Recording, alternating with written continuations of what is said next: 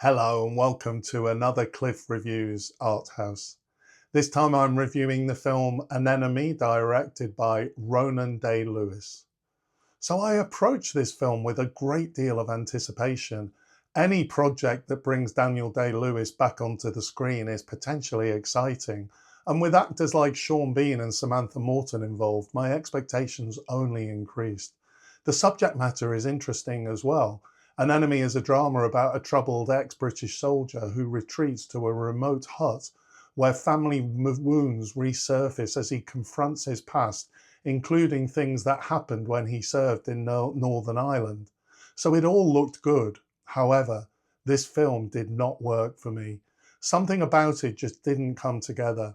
I think the main problem is the writing. Ronan Day-Lewis and his father, Daniel, co-wrote the screenplay. The setup is promising and the themes are serious: trauma, the troubles in Northern Ireland, family bonds, fathers and sons, brothers, generational wounds. But the whole thing unfolds in kind of a familiar and rather cliched way. The film tries to approach difficult and controversial material from a new angle, looking at the impact of a potential war crime from the perpetrator's point of view. But the result feels a bit predictable and obvious. The journey of the character Ray just didn't feel convincing. At first, he barely had a word to say. He seemed very reluctant to engage with anything to do with the past. And then, when he does engage with what happened, it feels like it just happens too quickly. And then the ending just didn't feel convincing. Where the film does try to be bold and innovative is in the visuals. There are moments of magical realism and touches of surrealism. There are interesting shots of gathering clouds and overhead shots of the forest. The camera moves in interesting ways when the two men are running along the beach.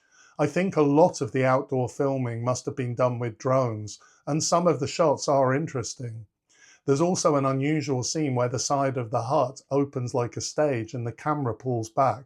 These ideas could all have been exciting, but they never find a coherent purpose.